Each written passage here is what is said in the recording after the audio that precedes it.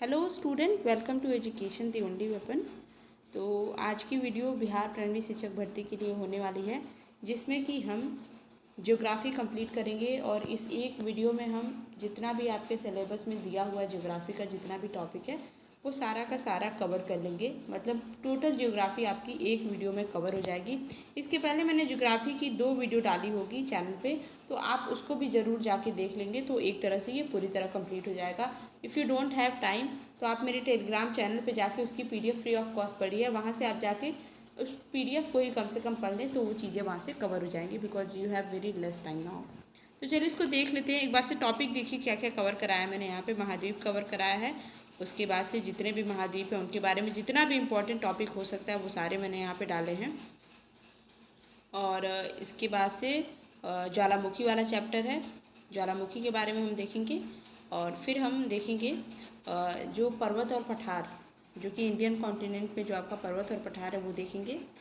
और उसके बाद से हम देखेंगे आपकी जो ह्यूमन ज्योग्राफी ये ह्यूमन एक्टिविटीज़ ह्यूमन ज्योग्राफी वाली जो चैप्टर है, तो उसमें हम पॉपुलेशन वगैरह की चीज़ें भी देख लेंगे, क्या होती हैं ये सारी चीज़ें। और ह्यूमन एक्टिविटीज़ जो मानव द्वारा पोल्यूशन वगैरह होते हैं उन सारी चीज़ों को हम देखेंगे। तो चलिए स्टार्ट करते हैं इसको। बात करते हैं अगर महाद्वीप की। देखिए मैं थोड़ा थोड़ा डिस्क्राइब करते हुए भी चलूँगी ताकि चीज़ें आपको बस थोड़ी समझ में भी आती रहें। महाद्वीप क्या होता है, और महाद्वीप और महासागर की बात करें तो एक छोटा सा एग्जांपल लेते हैं। जैसे मान लीजिए कि पानी है बहुत सारा, इसमें आपने इस तरह से जस्ट सपोज कि आपने कुछ ऐसे कागज़ की कुछ चीज़ें रख दी हैं और उसके ऊपर कुछ वेट ऐसे रखा हुआ है, ठीक है, जो कि हल्का है, जो कि तैर सकता है उसमें, ठीक है। और कुछ ऐसा है जो इस तरह से दिख रहा है। तो बस आप इसको इसी तरह से समझिए कि ये हमारा अर्थ है टोटल, और ये जो भाग है जो पानी है उसमें ये इस तरह से कुछ कण पड़े हुए हैं। ये कण की साइज बहुत बड़ी है, ऐसे आप समझेंगे।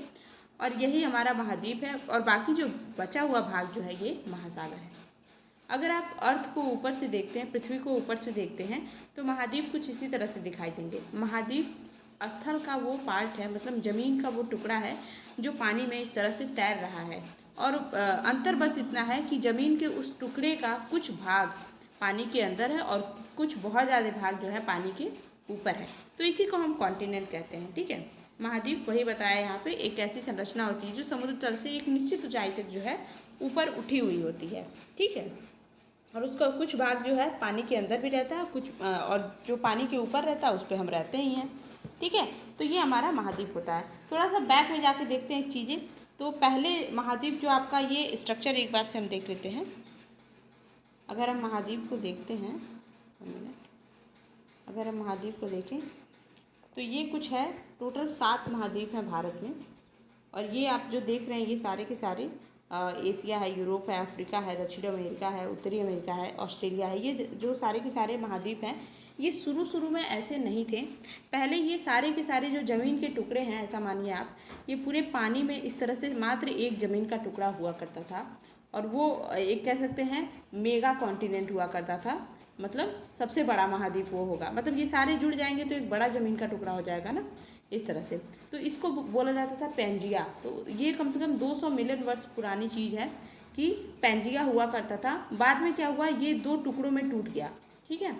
एक ऊपर का टुकड़ा इधर ऊपर चला गया और एक नीचे का टुकड़ा हो गया, ठीक। तो जो ज़मीन का टुकड़ा जो है ये हाफ टूटा, तो एक ये यहाँ पे आ गया और एक ये ऊपर की तरफ मूव करने लगा। एक उत्तर की तरफ जो जा रहा था उसको बोला गया लावरेंसिया, और जो नीचे की तरफ जा रहा था इसको बोला गया गोंडवाना लैंड, ठीक है। मतलब इस तरह से समझिए कि ये जो ऊपर वाला टुकड़ा है ये वही है, लावरेंसिया है, और ये टुकड़ा जो है ये गोंडवाना लैंड है, ठीक है। इस टाइप से, ठीक है। बाद में ये फर्दर और भी भाग में टूटने लगे, फिर इसके बाद से और भी ज़्यादा टूटने लगे। तो इसी तरह से जो है हमारा कॉन्टिनेंट आज महाद्वीप जो है इस स्थिति में आज दिखाई देता है। तो प्रेजेंट टाइम में टोटल 7 महाद्वीप हैं, ठीक है। इसके बारे में चलिए अब PDF से पढ़ते हैं। 1 मिनट।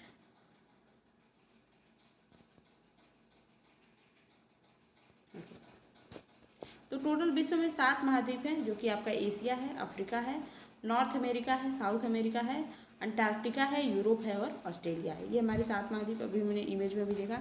एशिया महाद्वीप की अगर हम बात करें तो सबसे बड़ा महाद्वीप ये होता है, और हमारा भारत भी उसी महाद्वीप में स्थित है, ठीक है। और इसमें सबसे ज़्यादा आबादी वाले देश कौन है? चीन और भारत हैं। पहले चीन हुआ करता था सबसे ज़्यादा पॉपुलेटेड कंट्री, अब तो भारत ने पछाड़ भी दिया है इसको। और जनसंख्या और क्षेत्रफल दोनों के हिसाब से जो है पृथ्वी का सबसे बड़ा महाद्वीप कौन सा है? एशिया महाद्वीप। ठीक, एक फैक्ट तो ये आपको याद रखना है। और जितनी भी फेमस सभ्यताएं, चाहे वो सिंधु सभ्यता हो, मेसोपोटामिया की सभ्यता हो, मिस्र की सभ्यता हो, वो सारी की सारी जो है एशिया महाद्वीप से ही जन्मी है। इसलिए इसको क्या कहा जाता है? नदियों की सभ्यता का पालना भी कहा जाता है एशिया महाद्वीप को। ठीक है। अगर हम इसके विस्तार की बात करें तो एशिया महाद्वीप का अधिकांश जो भाग है वो उत्तरी गोलार्ध में। सही बात है। इस तरह से अगर आप थोड़ा सा ड्रॉ करते हैं, अर्थ को देखते हैं, तो ये मेजर पार्ट जो इस तरह से दिखता है आपको, वो भूमध्य रेखा के ऊपर यानी उत्तरी गोलार्ध में ही दिखता है। बहुत थोड़ा बहुत भाग जो है नीचे की तरफ यानी दक्षिणी गोलार्ध में दिखाई देता है। और वो भी किस साइड में? तो कह सकते हैं इस तरह से, अगर आप ईस्ट और वेस्ट भी देखेंगे तो पूरब साइड में, यानी कि उत्तरी पूर्वी दिशा में है ज़्यादा से ज़्यादा जो इसका विस्तार आपके एशिया महाद्वीप का मिलता है। ठीक है। और यहाँ पे आपको जितने भी इम्पॉर्टेंट जो है इसके पर्वत दिखेंगे, जैसे कि अगर आप एक बार इसको देखें, यहाँ पे देखते हैं, ये हमारा एशिया महाद्वीप जो है इस तरह से, ये देखिए अगर ग्लोब है ये, तो हमारे ये कहाँ पे है? ये ऐसे है इस तरह से। तो ये हमारा उत्तरी पूर्वी दिशा में है। और दूसरी बात, ये एशिया महाद्वीप यूरोप से जो है, ये यूरोप है आपका, यहाँ पे यूराल पर्वत पाया जाता है। तो यूराल पर्वत से जो है यूरोप और एशिया एक दूसरे से अलग होते हैं। ठीक है। और इसके नीचे आप देख सकते हैं यहाँ पे कुछ कैस्पियन सागर है, फिर यहाँ पे ये मध्य एशिया वाला भाग है, और ये ऊपर ये पूरा रसिया वाला भाग है, सोवियत संघ वाला भाग है। चलिए आगे PDF में देखते हैं, इसको मैंने सोचा एक बार दिखा देते हैं इसमें। ओके। तो अगर हम देखें, प्रशांत महासागर है, फिर ये साइड में पूरा यहाँ पे प्रशांत महासागर है एशिया के इस साइड में, और यूराल पर्वत अभी हमने देखा, कैस्पियन सागर है वहाँ, काला सागर, भूमध्य सागर, वो सब के सब इसी में स्थित है एशिया महाद्वीप में। उत्तर में आर्कटिक महासागर है और दक्षिण में हिंद महासागर स्थित है। ठीक है। हमने देखा था यहाँ पे आर्कटिक महासागर था, और यहाँ पे इंडिया को जब आप इस तरह से देखेंगे तो इंडिया में क्या है? यहाँ पे पूरा अरब सागर है, ये बंगाल की खाड़ी है, और ये पूरा क्या है? इंडियन ओशन है, यानी कि हिंद महासागर है। ठीक है। स्वेज नहर और लाल सागर भी इसे अफ्रीका कॉन्टिनेंट से अलग करते हैं। जैसे हमने देखा था ना इस तरह से, यहाँ पे अफ्रीका था और यहाँ पे ये एशिया वाला महाद्वीप था, यहाँ यूराल पर्वत था, यहाँ यूराल पर्वत था। तो ये वाला जो हिस्सा है यहाँ पे स्वेज नहर स्थित है। ठीक है। अरब प्रायद्वीप विश्व का सबसे बड़ा प्रायद्वीप है। एक मैं काम करूँगी, क्योंकि इसमें इमेज ऐड नहीं हो पाता है, इमेज मैं टेलीग्राम में ज़रूर शेयर कर दूँगी, आप वहाँ से भी देख सकते हैं। ठीक है। बाकी आपको फैक्ट याद रखना बहुत ज़रूरी है इसमें। एशिया महाद्वीप से कुछ और संबंधित बात करें तो विश्व के क्षेत्रफल का 29.5% भाग एशिया के पास है, यानी कि क्षेत्रफल के हिसाब से सबसे बड़ा महाद्वीप है एशिया। ठीक है। और 1/3 भाग में फैला हुआ है। एशिया महाद्वीप में अगर देखें तो चावल, जूट, कपास, सिल्क, इन सभी के उत्पादन में नंबर 1 पे आता है। और जूट में तो कपास में तो इंडिया ही नंबर 1 पे है। ठीक है। अगर बात करें सबसे बड़ा देश, एशिया महाद्वीप का सबसे बड़ा देश क्षेत्रफल के हिसाब से तो चाइना है। सबसे छोटा देश मालदीव है। सबसे लंबी नदी यांगठीजियांग है, जो कि ये आपके चाइना के पास ही है। और सबसे ऊंचा पर्वत माउंट एवरेस्ट, जो कि आपके नेपाल में है, हमारे भारत का पड़ोसी देश है जो। और सबसे बड़ी झील कौन सी है? कैस्पियन सागर है। तो एशिया महाद्वीप हमारे यहाँ पे कंप्लीट हो जाता है। अब हम अफ्रीका महाद्वीप की बात करें तो अफ्रीका महाद्वीप विश्व का दूसरा सबसे बड़ा महाद्वीप है, और यहाँ पर लगभग सारी प्राचीनतम और नवीनतम संस्कृतियाँ मिल जाती हैं। ठीक है। इसके पूरब में हिंद महासागर है, जैसे एशिया आपने महाद्वीप देखा था, और इसके पश्चिम में अटलांटिक महासागर है, और जिब्राल्टर जल संधि इसको यूरोप से अलग करती है। पृथ्वी एकमात्र महाद्वीप है जिससे होकर देखिए, अफ्रीका महाद्वीप एक ऐसा महाद्वीप है, ऐसा कॉन्टिनेंट है जहाँ से आपको कर्क रेखा, फिर आपका भूमध्य रेखा और मकर रेखा तीनों पास होती है। ठीक है। और विश्व की सबसे लंबी नदी नील नदी इसी महाद्वीप में बहती है। ठीक है। तो अगर क्वेश्चन यहाँ से 2 आपको पता चलता है कि सबसे लंबी नदी कौन सी है, तो नील नदी कहाँ से होकर बहती है? तो अफ्रीका महाद्वीप से। और यहाँ विक्टोरिया झील भूमध्य सागर से यहीं पर निकलती है। विश्व का सबसे बड़ा मरुस्थल, सबसे गर्म स्थान भी यही होता है, सहारा मरुस्थल। एक बार इमेज में इसको थोड़ा सा देख लेते हैं, थोड़ा अच्छे से समझ में आ जाएगा। ये रहा हमारा अफ्रीका महाद्वीप, ये हमारा अफ्रीका महाद्वीप है। और इस तरह से जाती है आपकी भूमध्य रेखा, ये कर्क रेखा है, और ये मकर रेखा है। तो मैंने मतलब यहाँ पे ड्रॉ कर दिया ये इस तरह से। तो यानी कि कर्क रेखा यानी tropic of cancer, tropic of Capricorn और इक्वेटर। ये तीनों के तीनों किस महाद्वीप से पास होते हैं? तो अफ्रीका महाद्वीप से। यहाँ पे जिब्राल्टर संधि है जो कि यूरोप को क्या करती है? अफ्रीका से अलग करती है। और यहाँ पे ये बता रहा था कि यहाँ पे अटलांटिक महासागर है, इसके कहाँ? पश्चिम साइड में। और अगर पूरब साइड में देखें तो ये हमारा हिंद महासागर है, ठीक है, अफ्रीका के। और यहाँ पे इसके लाल सागर है और यहाँ पे स्वेज नहर भी है जो कि अफ्रीका को एशिया से अलग करती है, ठीक है। तो यही फैक्ट हमने यहाँ पे देखा था। ओके, तो चलिए अब हम इसको देखते हैं पीडीएफ में। अफ्रीका से संबंधित कुछ इंपॉर्टेंट चीज़ें देख लेते हैं। विश्व के क्षेत्रफल का 20.2% भाग अफ्रीका में फैला हुआ है और एकमात्र ऐसा महाद्वीप, ये फैक्ट तो हमने देख लिया है। और यहाँ के देश में लीबिया में अफ्रीका में लीबिया एक ऐसा देश है जहाँ पे एक भी नदी नहीं है। अच्छा, यहाँ पे विश्व का सबसे बड़ा मरुस्थल है, 1/3 यहाँ पे मरुस्थल है, ठीक है, सहारा मरुस्थल। ऐसा क्यों है? क्योंकि देखिए जो कर्क रेखा और मकर रेखा के बीच का एरिया जो है यहाँ पे पड़ता है, तो सूर्य की सीधी किरण इसके ऊपर पड़ती है और बहुत ज़्यादा टेम्परेचर पड़ता है इसके पास, उष्णकटिबंधीय इलाके में ये आता है। इस वजह से यहाँ पे बहुत ज़्यादा क्या होता है? सूखा क्षेत्र होता है, यानी मरुस्थलीय इलाका होता है, ठीक है। यहाँ का केवल 10% जो लैंड है वही कृषि के योग्य है, यानी खेती हो सकती है वहाँ पे। हीरा और सोना उत्पादन में अफ्रीका सबसे नंबर 1 पे है। यहाँ का सबसे छोटा देश अल्जीरिया है, सबसे बड़ा देश अल्जीरिया, सबसे छोटा मेयोटी है। सबसे लंबी नदी नील नदी, ये अफ्रीका की तो लंबी नदी है ही, पूरे विश्व की भी सबसे लंबी नदी है। सबसे ऊंचा पर्वत शिखर किलिमंजारो है यहाँ पे, ओके। और सबसे बड़ी झील कौन सी है? तो विक्टोरिया झील है, ठीक है। और विश्व की सबसे बड़ी हीरे की खान जो है किम्बरले, इसी में है, इसी कॉन्टिनेंट पे है। विश्व की सबसे लंबी नदी विक्टोरिया झील यहीं से निकलती है। और सबसे अधिक जल ढोने वाली नदी, मतलब सबसे ज़्यादा वाटर लोड लेकिन चलने वाली नदी जायरे है, कांगो, ठीक। और कांगो एक ऐसी नदी है ना, इस तरह से आती है वो, मतलब कि ये इक्वेटर को 2 बार क्रॉस करती है, एक बार ऐसे आते हुए फिर आते हुए इस तरह से। यहाँ के कांगो का पूर्व नाम जायरे था, वो जायरे नदी के बगल में ही स्थित है, इसलिए उसको जायरे बोलते थे, अभी वो कांगो हो गया है। और इस पर उस टाइम जो है बेल्जियम का शासन था, ठीक है। यहाँ के देश के नाइजीरिया को तेल का ताड़ का देश भी कहा जाता है, ठीक है। ओके, आगे देखते हैं। अब हम आते हैं हमारा जो नॉर्थ अमेरिका कॉन्टिनेंट है, जो यहाँ पे इस तरह से स्थित है, ऐसे ये साउथ अमेरिका हो गया और ये नॉर्थ अमेरिका हो गया, ठीक है। ये विश्व का तीसरा सबसे बड़ा महाद्वीप है, यानी सबसे बड़ा एशिया था, फिर अफ्रीका था और ये तीसरे नंबर पे है। इसका क्षेत्रफल इतना है और इसे नई दुनिया की संज्ञा दी जाती है। और ये हमारे विश्व में इस वक्त सबसे ताकतवर देश यूएसए यहीं पर स्थित है, अमेरिका। उत्तरी अमेरिका की खोज कोलंबस ने की थी, ये बहुत इंपॉर्टेंट फैक्ट है, 1492 में। और इसका नाम उस वक्त जो है अमेरिगो रखा था, वेस्पुसी नामक साहसी यात्री के नाम पर पड़ा था। इसके दक्षिण भाग में अनेक द्वीप हैं, मतलब इस तरह से है ना, यहाँ पे बहुत सारे द्वीप हैं, इस तरह से छोटे छोटे इस तरह से। और इसके पश्चिम में यहाँ पे वेस्ट इंडीज है यहाँ। और उत्तरी अमेरिका, मध्य अमेरिका और कैरिबियाई क्षेत्रों में कुल 29 देश हैं। जैसे कि आप एक बार मैप दिखाती हूँ, मैप में थोड़ा और क्लियर हो जाएगा। ये हमारा उत्तरी अमेरिका जो है, ये उत्तरी अमेरिका है इस तरह से। और ये मध्य अमेरिका आता है, यहाँ पे पनामा शहर है, ये मध्य अमेरिका, और ये दक्षिण अमेरिका है, ठीक है।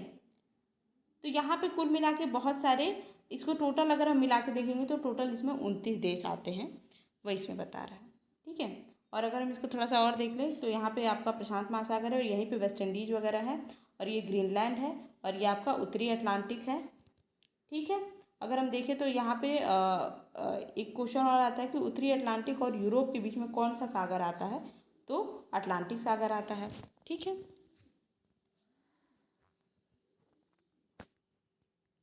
अब हम पीडीएफ से देख लेते हैं। उत्तरी अमेरिका, मध्य अमेरिका में टोटल 29 देश है। 100 डिग्री पश्चिम देशांतर रेखा उत्तरी अमेरिका के मध्य से होकर गुजरती है और विश्व के 7 महाद्वीपों में से ये एक है, ठीक है। मतलब ये इंपॉर्टेंट फैक्ट है, थोड़ा सा याद रखिएगा कि 100 डिग्री जो देशांतर रेखा है पश्चिमी वाली, वो इसके मध्य से होकर गुजरती है। उत्तरी अमेरिका का अगर हम भूगोल देखें, क्षेत्रीय भूगोल, मतलब इसका जो विस्तार देखें, तो जो पनामा सागर, अभी मैंने जो बताया था कि जो नॉर्थ अमेरिका और साउथ अमेरिका को जोड़ने वाला जो पोर्शन है यहाँ पे, यहीं पे पनामा शहर स्थित है। यही जो है जोड़ती भी है, अलग भी करती है दक्षिण अमेरिका को उत्तरी अमेरिका से। पनामा शहर के माध्यम से अंध और प्रशांत महासागर के बीच जहाज़ों का यातायात, मतलब ये एक तरह से रोड प्रोवाइड करता है इसको, ठीक है। तो यहाँ पे यातायात सुगम रहता है। उत्तर अमेरिका के मूल निवासियों में कौन कौन सी जनजातियाँ शामिल हैं? रेड इंडियन, एस्किमो, इन्यूट, ये सारी चीज़ें शामिल है। ये आप नहीं भी याद रखेंगे तो भी चलेगा।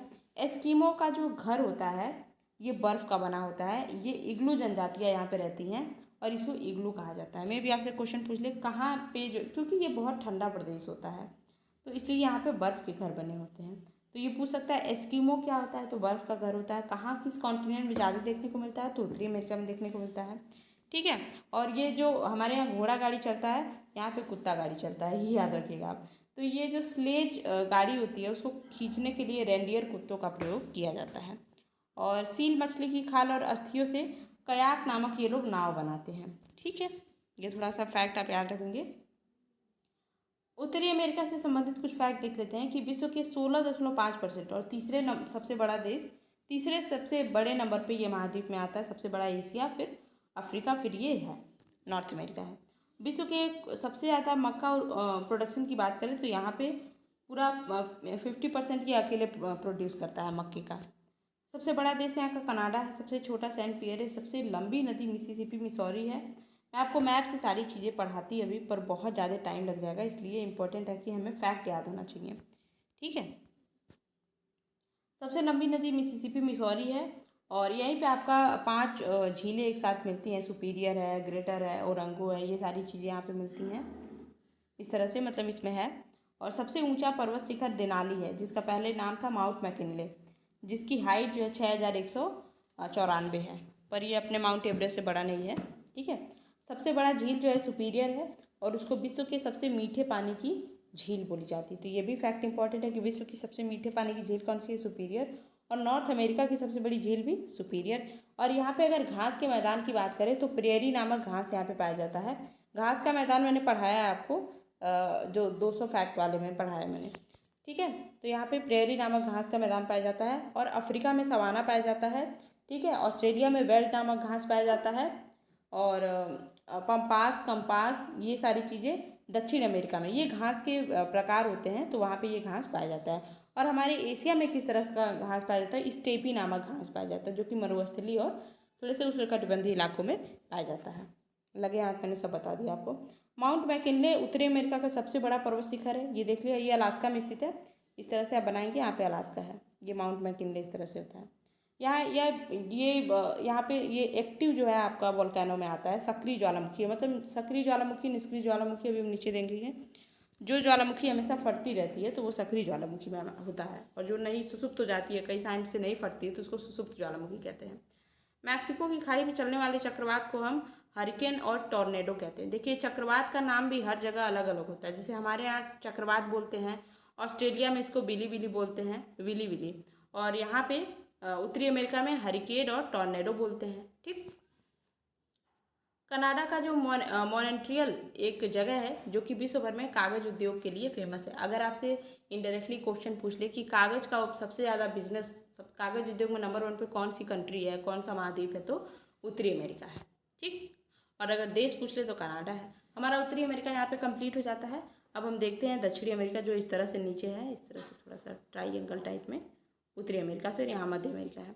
तो दक्षिणी अमेरिका जो चौथे नंबर का महाद्वीप है, और लगभग 2/3 भाग जो है इसका विषुवतीय रेखा के दक्षिण उष्णकटिबंध, मतलब मैंने विषुवतीय रेखा, आपको पता ही है कि जो पृथ्वी को बीचों बीच से बिल्कुल इमेजिनेशन वाली लाइन जो काटती है, इसको हम इक्वेटर बोलते हैं, तो इसके दक्षिण में स्थित होता है ये, ठीक है।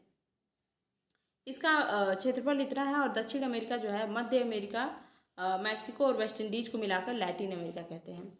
जो उत्तरी अमेरिका इस तरह से होता है, और यहाँ बीच में मध्य अमेरिका होता है, और ये होता है, और यहाँ पे वेस्ट इंडीज वाला इलाका। अगर हम इस टोटल को मिला देते हैं तो इसको हम बोलते हैं लैटिन अमेरिका। आपने देखा होगा जब कोई वैज्ञानिक का नाम या किसी चीज़ का नाम तो बोलते हैं ये लैटिन नाम से लिया गया है, हम अक्सर पढ़ते हैं, तो ये वही लैटिन अमेरिका है। दक्षिण अमेरिका का क्षेत्रीय भूगोल जो होता है, ये प्रशांत और अटलांटिक महासागर के जो है बीच में स्थित है, ठीक है। इधर साइड प्रशांत महासागर है, और जैसे मैंने बताया था कि यहाँ बीच में जो था अटलांटिक महासागर एस शेप में था, ठीक है। एक बार देख ही लेते हैं इसको। मैं आपको समझाने की भरसक कोशिश कर रही हूँ, आपको याद होगा बट एक बार रिमाइंड हो जाएगा। ये देखिए, यहाँ पे ये प्रशांत महासागर आप देख रहे हैं, और ये यस शेप में आपको अटलांटिक महासागर है। ठीक है, ये पूरा अटलांटिक। तो दक्षिण अमेरिका प्रशांत महासागर और अटलांटिक महासागर के बीच में स्थित है। एक और क्वेश्चन बनता है कि कौन सा ऐसा महासागर है जो यस शेप में है। तो देखिए, ये अटलांटिक महासागर है जो कि यस शेप में है। ठीक है, चलिए आगे देख लेते हैं। और यही इतने इलाके को जो है मिला के क्या बोलते हैं हम, लैटिन अमेरिका बोलते हैं, और यहाँ पे वेस्ट इंडीज रहता है। ठीक है, ओके। अब हम PDF से देख लेते हैं आगे का।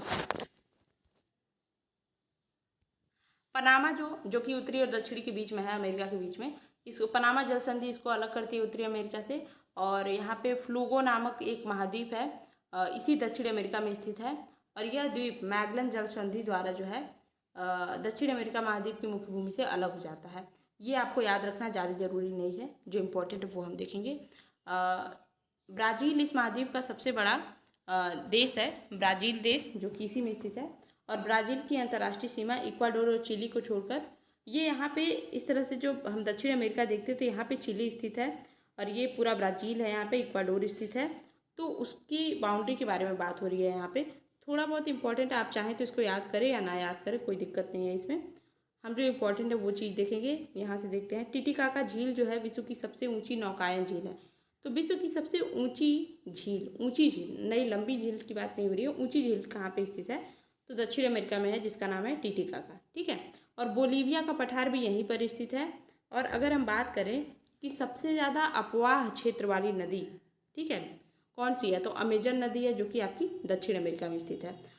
अमेजन नदी के पास ही Brazil, Peru, Ecuador, Bolivia, Colombia और वेनेजुएला, ये सारी, मतलब कह सकते हैं अमेजन नदी इन सारे राज्यों से, दक्षिण अमेरिका के ये सारे राज्यों से, ये सारे कंट्रीज से होकर जो है बहती है। ठीक है, दक्षिण अमेरिका से रिलेटेड कुछ इंपॉर्टेंट फैक्ट देख लेते हैं। ये चौथे नंबर का महाद्वीप है, 11% पूरे विश्व के क्षेत्रफल का ये कवर करता है। और यहाँ पे बहुत ज़्यादा वनाच्छादित भाग है। क्यों?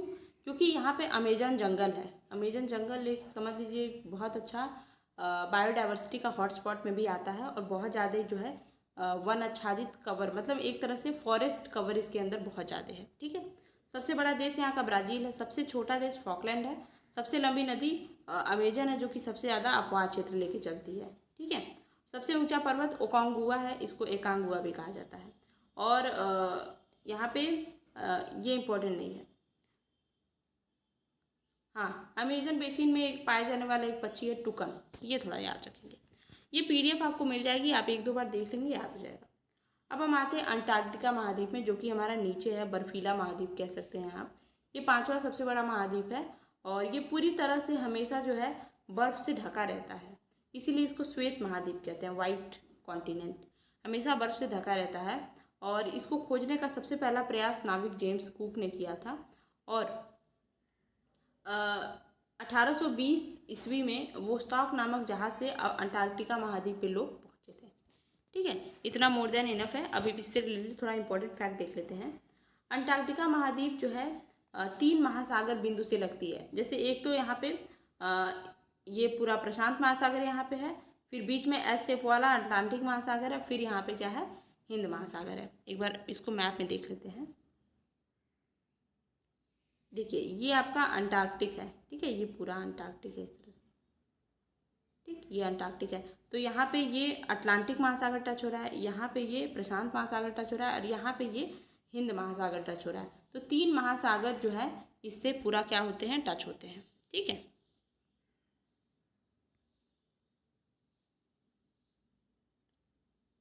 अब हम बात करें तो दक्षिण ध्रुव पर पहुँचने वाले सबसे पहले व्यक्ति नॉर्वे के एमंडसन थे। दक्षिणी ध्रुव भी इसको कहा जाता है, जैसा कि हम जानते हैं ये हमारा अर्थ है, तो ये हमारा क्या है, उत्तरी ध्रुव है, ये दक्षिणी ध्रुव है। और ध्रुव क्या होते हैं, हमेशा हिमाच्छादित होते हैं, मतलब हमेशा बर्फ से ढके रहते हैं, और ये बहुत ठंडी जगह होती है। यहाँ पे दिन रात कह सकते हैं, 6 महीने दिन 6 महीने रात वाली कंडीशन होती है। तो यहाँ पे सबसे पहले जो है पहुँचने वाले व्यक्ति थे एमंडसन। ठीक है, और रॉस सागर और वेडल सागर यहीं अंटार्कटिका में ही स्थित है। और यह अकेला ऐसा महाद्वीप है जो पूरी तरह से, मतलब यहाँ पे बस एक दो रिसर्च सेंटर है, भारत के भी हैं कुछ रिसर्च सेंटर यहाँ पे। बाकी यहाँ पे कोई भी जीव निवास नहीं करता, मतलब जीव क्या, कुछ पक्षियाँ यहाँ पे रहती हैं, आपको देखने मिल जाएंगी, पर लोगों का कोई वो नहीं है कि कोई इंसान यहाँ पे नहीं पाया जाता है। ठीक है। क्वीन मोड पर्वत श्रेणी इसको दो भागों में विभाजित करती है, और ये आपको याद रखने की जरूरत नहीं है। कुछ इंपॉर्टेंट चीज़ें हम याद रखेंगे, जैसे ये माउंट एल्ब्रूस यहाँ पे पाया जाता है, जो कि यहाँ की एकमात्र सक्रिय ज्वालामुखी है। ठीक है। वैसे तो कहते हैं अंटार्कटिका में एक भी ज्वालामुखी ही नहीं है, बट स्टिल ऑस्ट्रेलिया में एक भी ज्वालामुखी नहीं है। विश्व का सबसे कम तापमान अंटार्कटिका को ही दिया गया, मतलब -89 degree centigrade, 89.2 degree centigrade Antarctica के वोस्टॉक नामक जगह को दिया गया है। ये विश्व का सबसे कम टेम्परेचर वाला जगह है। अंटार्कटिका के पोल ऑफ कोल्ड में विश्व का सबसे कम वार्षिक तापांतर, कहने का क्या मतलब है, यहाँ पे टेम्परेचर का डिफरेंस बहुत कम दर्ज किया गया है। ठीक है। अंटार्कटिका की मुख्य वनस्पति क्या है, मांस और लाइकेन। मांस और लाइकेन क्या होते हैं, काई देखा है आपने, वही चीज़। ठीक है। यहाँ की क्रील मछली झुंडों में रहती है। क्रील मछली थोड़ा बहुत दिमाग में रखें। भारत और अंटार्कटिका के बारे में थोड़ा सा देख लेते हैं। भारत ने अपना सबसे पहला अंटार्कटिका अभियान, मतलब भारत भी वहाँ पे पहुँचने की कोशिश किया था सबसे पहली बार 1981 से 82 में। और सबसे पहले पहुँचने वाले इंसान भारतीय कौन थे, डॉक्टर गिरिराज सिरोही। ठीक है। भारत का पहला अंटार्कटिका अभियान जो था, इसमें हमारे डॉक्टर सईद जहूर कासिम के नेतृत्व में ये गया था 9 जनवरी 1982 को। और हमारे यहाँ का जो रिसर्च सेंटर है पहला, वो था दक्षिण गंगोत्री, उसका नाम था गंगोत्री। ठीक है। दक्षिण गंगोत्री 1983 में स्थापित किया। अब तो ये खत्म हो चुका है। अभी सेकेंड वाला जो है शोध केंद्र जो रिसर्च सेंटर मैत्री बनाया गया था 1989 में, और तीसरा जो है भारती है उसका नाम। आपको याद रखना है गंगोत्री, मैत्री, भारती, ये 3 रिसर्च सेंटर अंटार्कटिका में भारत की तरफ से खोले गए थे। गंगोत्री तो ख़त्म हो चुकी है, बाकी इन दोनों को भी ये याद रखना है, ये चालू है। ठीक। अब हम देखते हैं यूरोप महाद्वीप। यूरोप महाद्वीप, यहीं से ब्रिटिशर्स आए थे भाई, और भारत गुलाम रहा था, इसको तो याद रखना और भी ज़रूरी है। यूरोप महाद्वीप जो है उत्तरी गोलार्ध का सबसे छोटा महाद्वीप है, छोटा है बस कहने को। और यहाँ के लोग, चलिए, विश्व का सबसे छठा नंबर का महाद्वीप ये होता है, और इसको प्रायद्वीपों का प्रायद्वीप कहा जाता है, क्योंकि मतलब ये एकदम छिटपुट ऐसे कटा फटा है, और पानी में कुछ भाग यहाँ है, इतना इतना। एक बार इसको मैप में देख लेते हैं। ये देखिए, ये है आपका यूरोप, ऐसे कुछ देखिए, कुछ यहाँ बिखरा है, कुछ यहाँ बिखरा है, कुछ यहाँ, कुछ यहाँ। प्रायद्वीप किसको कहते हैं, जमीन का ऐसा टुकड़ा जो 3 तरफ से पानी से घिरा हो। ठीक। इसीलिए हमारे भारत का देखिए ये टुकड़ा जो है, मतलब ये जो हिस्सा है, इधर यहाँ पे बंगाल की खाड़ी है, फिर ये बंगाल की खाड़ी है, ये अरब सागर, ये हिंद महासागर, तो तीनों तरफ से जल से घिरा हुआ है। तभी हम बोलते हैं ना कि हमारा जो साउथ पेनिनसुला है, जो हमारा दक्षिणी प्रायद्वीप है भारत का, तो ज़मीन का वो टुकड़ा जो 3 तरफ से पानी से घिरा, तो यहाँ पे तो ऐसे बहुत सारे टुकड़े हैं। ठीक है। तो इसीलिए यूरोप को प्रायद्वीपों का प्रायद्वीप कहा जाता है। ठीक है। अब हम PDF से देख लेते हैं। विश्व का छठा सबसे बड़ा महाद्वीप है, और यूरोप से रिलेटेड कुछ इंपॉर्टेंट फैक्ट देख लेते हैं। यूरोप के पास संसार के क्षेत्रफल का 6.5% भाग है, और ये लोहा, अयस्क, कोयला, पेट्रोलियम, इन सभी में मतलब बहुत ज़्यादा यहाँ पे खनन वगैरह होता है। सबसे बड़ा देश रसिया है, वेटिकन सिटी सबसे छोटा है, वोल्गा सबसे लंबी नदी है, सबसे ऊंचा पर्वत शिखर एल्ब्रूस है, और सबसे बड़ी झील लैडोगा है। आप अगर कॉन्टिनेंट में कुछ नहीं याद रख रहे हैं तो ये 4 पॉइंट आपको बिल्कुल याद रखना है। सबसे बड़ा देश, छोटा देश, लंबी नदी, छोटी नदी, और पर्वत शिखर, ये 5 पॉइंट 4 पॉइंट आपको बिल्कुल याद रखना है। ऑस्ट्रेलिया महाद्वीप की बात करेंगे, जो हमारा इस तरह से यहाँ पे है, जो भारत यहाँ पे है, फिर यहाँ पे इस तरह से ऑस्ट्रेलिया है। ठीक है। सबसे छोटा, इसको द्वीपी महाद्वीप बोलते हैं। ठीक है। यहाँ पे ये द्वीप ही द्वीप है। इसकी खोज 1770 में जेम्स कुक ने की थी, और ये पूर्णतः जो है दक्षिणी गोलार्ध में स्थित है, क्योंकि इस तरह से है, और यहाँ पे ऑस्ट्रेलिया स्थित है। ठीक है। और मकर रेखा इसके मध्य से गुजरती है, और इसमें कुल 23 देश आते हैं, और यहाँ के मूल निवासियों को हम एर्बोजिन्स भी बोलते हैं। ठीक। कुछ इंपॉर्टेंट फैक्ट देख लेते हैं। मकर रेखा यहाँ से बीचों बीच से गुजरती है, याद रखना है। एकमात्र देश है जो कि संपूर्ण महाद्वीप पर फैला हुआ है। ठीक है। और ऑस्ट्रेलिया को प्यासी भूमि का देश बोलते हैं, क्योंकि यहाँ पे बहुत कम बारिश होती है, जल की कमी है। और यहाँ के प्रमुख मरुस्थल की बात करें तो गिब्सन और विक्टोरिया है, और यहाँ पे एक पर्वत श्रृंखला है जो इसको ऐसे काटती है, तो इसको बोला जाता है ग्रेट डिवाइडिंग रेंज। में भी पूछ दे कि ग्रेट डिवाइडिंग रेंज कहाँ स्थित है, तो ऑस्ट्रेलिया में। सबसे बड़ा देश ऑस्ट्रेलिया, सबसे छोटा देश नौरू है, सबसे लंबी नदी मर्रे डार्लिंग है, और यहाँ पे सोने की खान फेमस कालगुरली और कुलगार्डी यहीं पे स्थित है। सबसे ऊंचा पर्वत शिखर जो है कोजिगोस्कू है, और यहाँ भेड़ पालन केंद्रों पर काम करने वाले मजदूरों को जेकारू कहा जाता है। सबसे बड़ी झील आयर झील है, और ऑस्ट्रेलिया के उत्तरी क्षेत्र का जो मैदान है कारपेंट्रिया है, और यहाँ पे एक भी ज्वालामुखी आपको देखने को नहीं मिलेगी। यहाँ पे हमने कॉन्टिनेंट वाला चैप्टर पूरा कंप्लीट कर लिया, हम ज्वालामुखी देखते हैं। अच्छा, ज्वालामुखी क्या होता है शॉर्टकट में जल्दी से बताते हैं। पृथ्वी को अगर आप देखेंगे इस तरह से, तो इसके अंदर जो है प्लेटें हैं, ठीक है, प्लेट हैं जो मूव कर रही हैं, ठीक, प्लेटें हैं और मूव कर रही हैं, और उनके नीचे जो है एकदम गर्म लावे हैं, मतलब कह सकते हैं बहुत सारे खनिज, बहुत सारे पदार्थ हैं जो बहुत हाई टेम्परेचर और प्रेशर पे एकदम जल रहे हैं, कह सकते हैं। तो कभी कभी क्या होता है कि ये प्लेटें आपस में टकरा जाती हैं, या कुछ ऐसी स्थिति आती है कि ये प्लेटें अप डाउन हो जाती हैं, तो यहाँ पे अब ये सारे पदार्थ यहाँ पे हैं, तो इनको निकलने का रास्ता मिल जाता है। और यही कभी कभी क्या होता है, बहुत ऐसे बम्बार्डमेंट करते हुए निकलते हैं, बिल्कुल इस तरह से आपने देखा होगा, ज्वालामुखी की फिगर इस तरह से देखा होगा आपने, तो इस तरह से ऐसे निकलता है। तो इसी को हम ज्वालामुखी कहते हैं, जो पूरी जैसे एक ऐसा दरार या एक ऐसा मुख जहाँ से पृथ्वी के भीतर का जो गर्म लावा या गैस भस्म वगैरह जो बाहर निकलते हैं, उसी को हम ज्वालामुखी कहते हैं, ठीक है। और ज्वालामुखी में जो एक शंक्वाकार स्थल रूप जो बनता है इस तरह से, ऐसे जब ये कभी ज्वालामुखी ठंडी हो जाएगी, आप गूगल पे इसकी इमेज देख सकते हैं, तो इस तरह से ये जो दिखता है इसको ज्वालामुखी शंकु बोलते हैं। अच्छा, ज्वालामुखी क्यों निकलती है, क्या होता है इसमें, तो जैसे मैंने भी बताया वही सेम चीज़ है कि जो प्लेटें एक दूसरे से सरकती हैं या फिर स्पेस देती हैं तो बाहर निकलता है। बस इसका एक पॉइंट आपको याद रखना है, जब ज्वालामुखी होती है तो नीचे से जो लिक्विड पदार्थ निकलता है उसको मैग्मा बोलते हैं।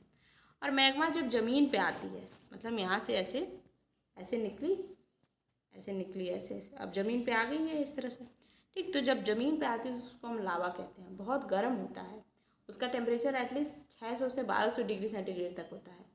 और जब लावा धरती पे आती है तो जब ठंडी हो जाती है तो क्या होती है, सूख जाती है, मतलब चट्टान का रूप ले लेती है, उसको हम चट्टान बोलने लगते हैं।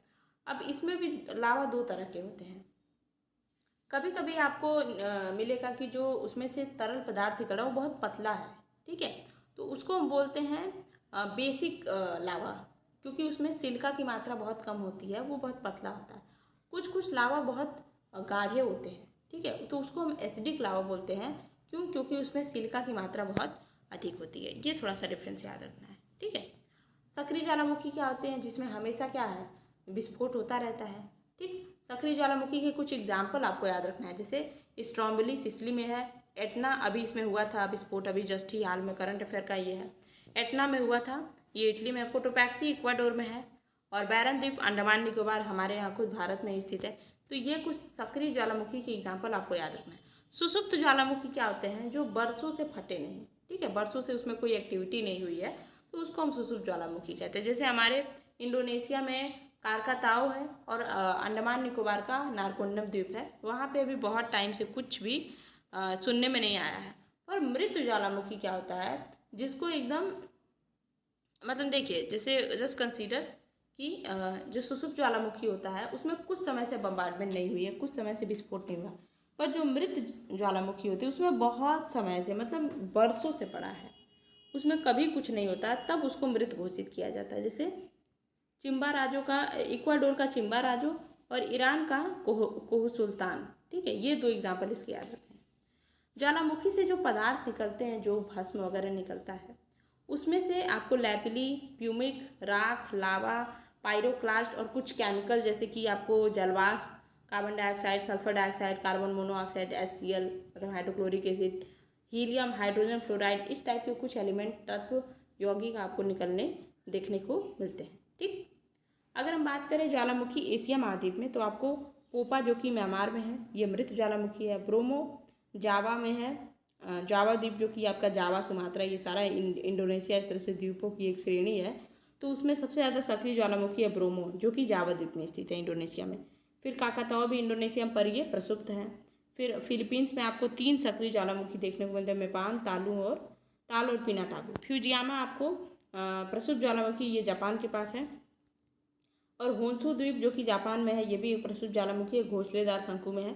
आपको कुछ कुछ याद रखना है, ये इनका बस लोकेशन याद रखिएगा कि कहाँ पे स्थित है, ठीक है, इतना डीप में नहीं पूछेगा। अफ्रीका में कुछ इंपॉर्टेंट पाए जैसे किलिमंजारो। किलिमंजारो एक तरह से कह सकते हैं ज्वालामुखी पर्वत है, और यहाँ पे 3 ज्वालामुखी शंकु है, मतलब इस तरह से। और यहाँ पे हमेशा क्या होता है, विस्फोट होता रहता है। उनका नाम है कीबो, मवेंजी और सीरा, ठीक है, तंजानिया में स्थित है। और उत्तरी अमेरिका में अगर देखें तो शास्ता, रेंडियर और हुड, ये यूएसए में की सबसे एक्टिव ज्वालामुखी है। और अगर हम पोपोकैटोपेटले देखें, कैटोपेटले, तो ये भी हमारा मैक्सिको का सक्रिय ज्वालामुखी है, ठीक। ये दोनों कहाँ पे हैं, उत्तरी अमेरिका में। दक्षिणी अमेरिका की बात करें तो एंडीज पर्वत में स्थित आपकी एकांगुआ विश्व की सबसे ऊंची ज्वालामुखी है, जो कि अब डेड हो चुकी है। अब यहाँ पे कोई विस्फोट देखने को नहीं मिलता है। और डेल सेलाडो देखें, अगर मतलब ओजोस डेल सेलाडो देखें तो ये एंडीज में है, जो ये भी आपकी प्रसुप्त ज्वालामुखी है। पर ये एक बात आपको याद रखिए, एकांगुआ डेड वोल्केनो, मतलब ये मृत ज्वालामुखी है, पर जो ये आपका सेलेडो है ये आपका प्रसुप्त है, मतलब कुछ समय से वो है। चिम्बाराजो आपका इक्वाडोर में है, ये भी। कोटोपाक्सी भी इक्वाडोर में है, और कोटोपाक्सी सबसे ज़्यादा एक्टिव वोल्केनो, ये आपको याद रखना है, जो कि इक्वेटर के पास है, विश्व रेखा के पास है। यूरोप में स्ट्रोम्बेली है आपका, जो कि भूमध्य सागर में लिपारी द्वीप के पास, इटली के पास है। और एटना भी आपका मेडिटेरेनियन सी में है, ये भी आपका भूमध्य सागर में, इटली में है। और विश्वसीय पर्वत के पास भी एक ज्वालामुखी स्थित है, जो इटली की भूमि पर स्थित है। अच्छा, मैंने अभी नाम लिया यहाँ पे मेडिटेरेनियन सी, एक बार मैं आपको दिखाना चाहूँगी। यहाँ पे देखिए, ये जो हिस्सा आप देख रहे हैं इस तरह से, ये इसी को हम भूमध्य सागर बोलते हैं, ठीक। इसको मेडिटेरेनियन सी बोला जाता है। यहाँ पे आपका इटली स्थित है, और यहीं पे क्या होता है, विस्फोट होता है, और जितने भी अभी हमने ज्वालामुखी के नाम देखे वो यहीं पे स्थित है, ठीक। हाँ, ऑस्ट्रेलिया एकमात्र ऐसा महाद्वीप है, ठीक, जहाँ पे अभी हमने ग्रेट डिवाइडिंग रेंज देखा था, जहाँ पे कोई सक्रिय ज्वालामुखी नहीं है। ये कुछ ज्वालामुखी के नाम अभी मैंने इसके पहले भी आपको बता ही दिया, ये आप देख लेंगे, पीडीएफ में दे दूँगी, जो उसमें आप पढ़ लेंगे। तो ये उसकी लोकेशन है और ज्वालामुखी है। अब हम पर्वत और पठार देखते हैं, ठीक। पर्वत और पठार आपको पता है क्या होता है। पर्वत मतलब होता है जो ज़मीनी लेवल से थोड़ा ऊपर उठ के हो कुछ, ठीक है, एक निश्चित ऊंचाई तक। पठार क्या होता है, ये हो और यहाँ पे समतल हो, ये कोनिकल ना हो, ऐसे कुछ ऊंचाई पे जा कर के। अगर हम थोड़ा सा अपने भारत का, हम क्योंकि हमको सिलेबस में भारतीय महाद्वीप की बात किया है, ठीक है, तो हम भारतीय महाद्वीप का ही देखेंगे, ठीक। तो अगर एक बार थोड़ा सा हम मैप देख लेते हैं। ये आपका पर्वतीय जो हमारा भारतीय महाद्वीप है, अगर हम भारत को देखें ऊपर से यहाँ पे, ठीक, तो ये आपका जम्मू कश्मीर वाला रीजन है, ठीक। तो जम्मू कश्मीर के पास देखिए ये कराकोरम है, ये लद्दाख है और ये जास्कर है।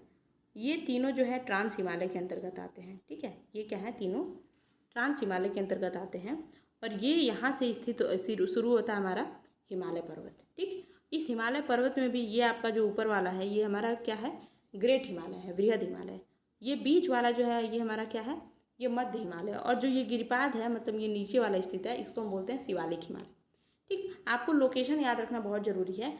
मे भी आपको पूर्व से पश्चिम, उत्तर से दक्षिण टाइप का पूछ दे क्वेश्चन। तो सबसे पहले अगर हम हिमालय का विस्तार देखें तो ये नंगा पर्वत से शुरू होता है, और नंगा पर्वत से शुरू होते होते ये जाता है यहाँ पे नामचा बरवा तक। यहाँ पे नामचा बरवा नाम करके एक पर्वत है, जो कि अरुणाचल प्रदेश में, यहीं से साउथवर्ड मूव करती है ब्रह्मपुत्रा नदी, ठीक है।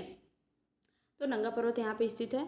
उसके बाद यहाँ पे कश्मीर हिमालय है, यहाँ पे पीर पंजाल है, पंजाब हिमालय है, ठीक। अच्छा देखिए, ये हिमालय जो है, तो ये कश्मीर हिमालय, पंजाब हिमालय क्या होता है, ये हिमालय जो इस तरह से है फैला हुआ है, तो जहाँ जहाँ पे जो जो स्टेट है तो उसके बीच के जगह को वो नाम दे दिया गया। जैसे ये कश्मीर हिमालय इसको बोला जाता है, इसको पंजाब हिमालय बोला जाता है, इसको नेपाल हिमालय बोलते हैं, ठीक है। और ये पूरा यहाँ पे असम हिमालय इसको बोला जाता है, ये असम वाला इलाका है, ठीक, इस तरह से है। यहाँ पे नंदा देवी पर्वत जो कि ये उत्तराखंड वाले रीजन है, ये कुमायूं यहाँ पे है, और ये धौलागिरी है, ठीक। अब हम थोड़ा सा नीचे देखते हैं। जब यहाँ पे हिमालय पर्वत साउथवर्ड डायरेक्शन में मूव करता है तो इसको हम यहाँ बोलते हैं नागालैंड के पास पटगाई श्रेणी, ठीक। पटकाई भूमि श्रेणी इसको बोलते हैं। नागा की पहाड़ियाँ, नागा जनजातियाँ भी यहाँ पे रहती हैं। और ये मेघालय है, ये यहाँ पे मेघालय है पूरा, जिसमें गारो, खासी, जयंतिया ये जनजातियाँ रहती हैं, ट्राइब्स रहते हैं। ये देखिए गारो और खासी, ये मेघालय में स्थित है। ठीक। ये मणिपुर की पहाड़ी है, ये मिजोरम की पहाड़ी जहाँ पे मिजो जनजातियाँ रहती हैं। थोड़ा सा नीचे देखते हैं।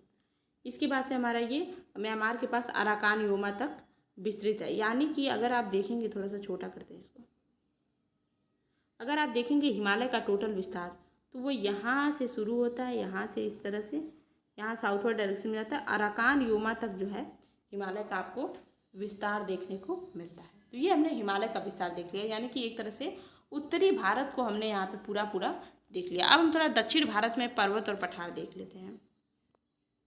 तो ये पूरा दक्कन है, दक्कन बोलते हैं ना, दक्कन का पठार, दक्कन प्लेटू। तो ये दक्कन पठार है, और दक्कन पठार कह सकते हैं गोंडवाना लैंड का सबसे पुराना भाग है।